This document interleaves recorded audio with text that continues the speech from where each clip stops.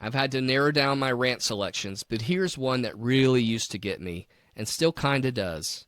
First, story time. Early in my career, one of my colleagues was receiving an award at our profession's yearly convention in the summer, and I grudgingly packed up for a week at a logo-filled convention hall. Normally in the off-season, I wanted my toes in the sand and cherished the opportunity for the Atlantic Ocean waves to knock me sideways while body surfing and boogie boarding. We spent a few days at the convention, celebrated our colleague, had some drinks with people I knew from the road, and took in the sights and sounds. At one of the award ceremonies, they were honoring longtime communications professionals and their work in the business, and they would read their bios.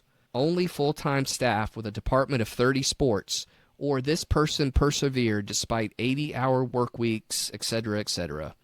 And while I was happy for the person being honored, I also began to have thoughts like, this is what we are celebrating as a profession, working to burnout because athletic departments don't have money to pay people to work, honoring people who have been clearly taken advantage of by the system and consequently had no lives but their jobs.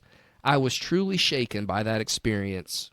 Fast forward a few weeks and I fired off an email to the president of the organization and asked him those same questions I mentioned above. Why are we celebrating long hours and no lives outside of work? What are we doing? Is the intention to scare people away from the job? This was 20 years ago or more, and still to this day, if you visit the organization's website, they're recognizing writing awards and media guide awards and all of the stuff that really doesn't matter. People leaving the profession in droves? No big deal. We still have people who can write. Longtime professionals being paid far less than their worth in the open market? Yes, please.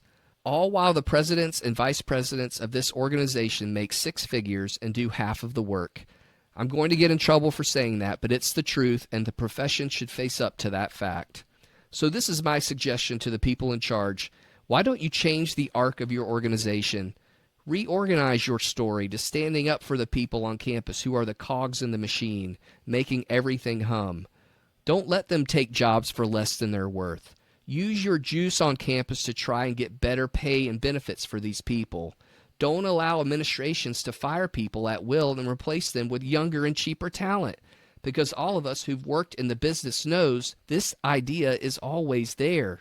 Yes, it's great to love your job, but don't let organizations take advantage of this love with low pay, ungodly hours, bad press box food, and the inability for people to have a life outside of the walls of the building.